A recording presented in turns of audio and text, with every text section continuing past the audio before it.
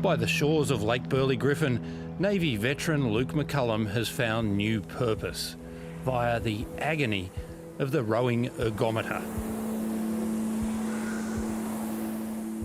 The indoor rower, the erg, is in some ways it's a torture device, but in others it is a great enabler for positive mental health.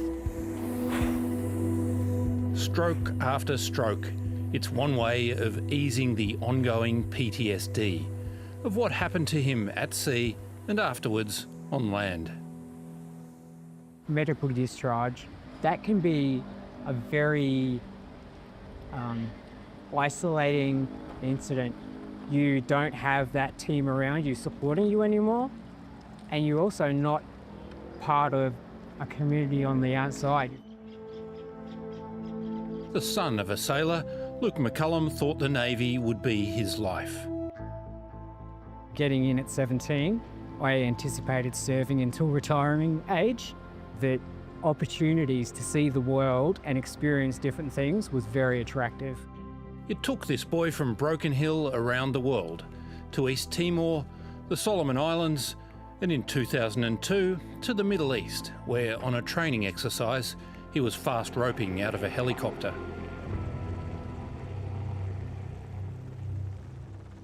I unfortunately couldn't control my descent, so from 60 feet up out of the aircraft, I hit the deck of the ship really badly, injuring both of my legs significantly. After a long rehabilitation, he was cleared to return to sea during the Second Gulf War. He was aboard the frigate HMAS Stuart, part of a coalition mission to protect Iraqi oil terminals. It was operating alongside a US Coast Guard cutter, the Firebolt. On our first patrol, 21 years later, it's still not easy for Luke to talk about what happened. The small fishing boat approached. The crew from the Firebolt pulled alongside. Yeah, I was just inside the ship when the first blast happened, and the ship shook violently. 2 US sailors and a Coast Guardsman were killed in the suicide attack. I was the same age as those guys. We were doing the same role. At the same time, Luke's recovery from his old injuries stalled. His shattered legs, bolted together with steel rods, would easily pick up infections. In 2013, he was medically discharged from the Navy.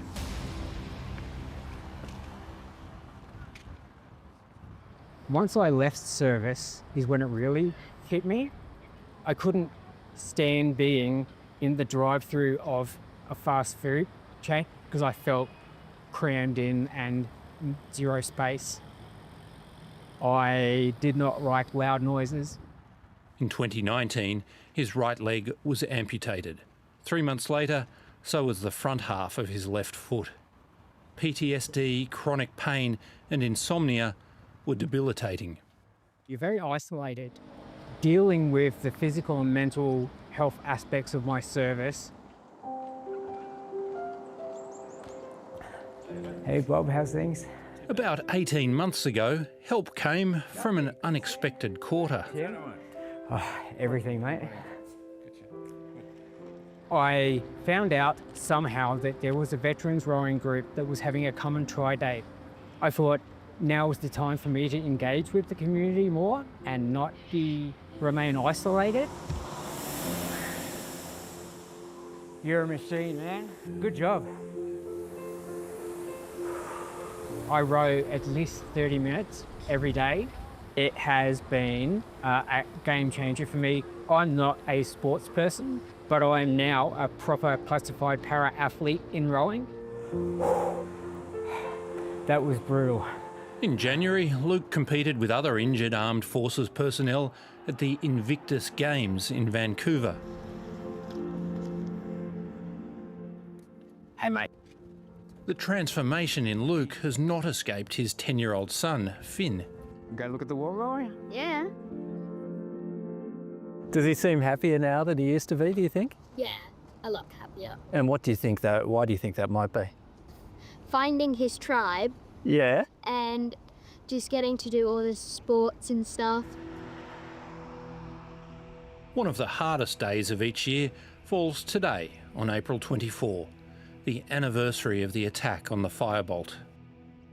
The sailors from the 24th of April 2004, they're not here because they're Americans, but I still choose to come here to remember them and to pay respects to other people that I served at the same time. Put one up. A few years ago, Luke could not have participated in Anzac Day.